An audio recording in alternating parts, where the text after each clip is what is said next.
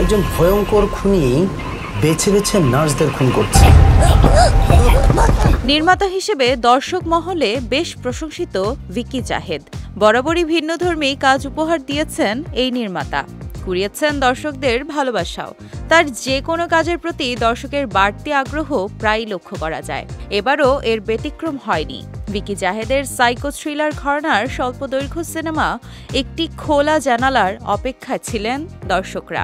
মিতু, আমি তোমাকে খুব পছন্দ করি। কথা ছিল গেল 18 জুলাই স্বল্পদৈর্ঘ্যটি মুক্তি পাবে একটি ওটিটি মাধ্যমে। তবে দেশের রাজনৈতিক পরিস্থিতি বিবেচনায় নিয়ে ছবিটি মুক্তি পিছিয়ে দেয় ওটিটি প্ল্যাটফর্ম বিঞ্জ। অবশেষে খুলল ভিকির খোলা জানালা। 4 সেপ্টেম্বর মুক্তি পেয়েছে একটি খোলা জানালা। এবার জানা যাবে নার্স খুনের ঘটনার গল্প। এরই মধ্যে প্রকাশ হয়েছে এর ট্রেইলার। খলিলুল্লাহ সামনে আসলে বুঝবা গল্প সত্য না মিথ্যা। এই সিনেমার অন্যতম দুই চরিত্রে অভিনয় করেছেন সালাহ খানম নাদিয়া ও তাসনিয়া ফারিন। দুজনের চরিত্রই নার্সের।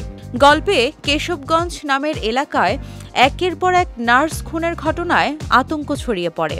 প্রশ্ন উঠছে, বেছে বেছে কেন নার্সদের খুন করা হচ্ছে, কারা করছে, কেন করছে। 250-টিরও বেশি ডিজাইন অপশন নিয়ে ওয়ালটন স্মার্ট ফ্রিজ, বোঝে আপনার প্রয়োজন।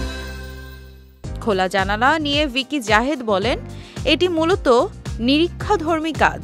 ক্যারিয়ার শুরু করেছি স্বল্পদৈর্ঘ্য চলচ্চিত্র দিয়ে। অনেকদিন পর আবারও ফিরলাম সেখানে। আশা করি আগের মতোই দর্শকরা সাড়া দেবেন।